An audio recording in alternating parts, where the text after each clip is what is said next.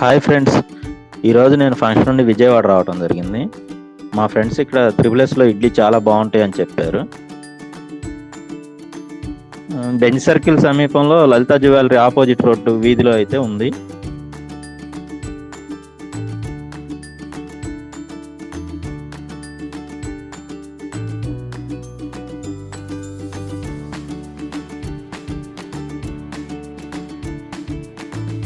నేను వచ్చి ఇక్కడ ప్రైజ్ ఒక్కొక్క ఇడ్లీ వచ్చి 16 రూపాయలు, నెయ్యి 5 రూపాయలు అదను.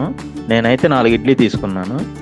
4 ఇడ్లీతో పాటు 2 చట్నీ, కారపొడి, నెయ్యి తీసుకున్నా.